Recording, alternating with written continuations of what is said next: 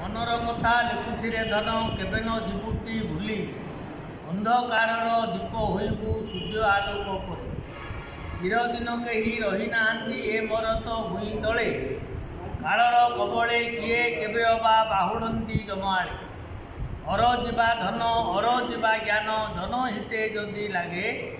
जन मानसरे प्रशंसा लभिबु आशीष पाइबु तेबे जिह्वाकु संयत करुथिबु सदा जिह्वाकु संयत करुथिबु सदा मधुर कथा कहिबु काहारी मनरे दुख देवा लगी केबे इच्छा न करिबु गुरु गुरुजन कथा मानिथिबु तांको चरणरे ध्यान घरकु आपणा करितु पारिले जन्म होइब धन्य जन्म भूई तो माठू बड़ जन्म भूई तो माठू बड़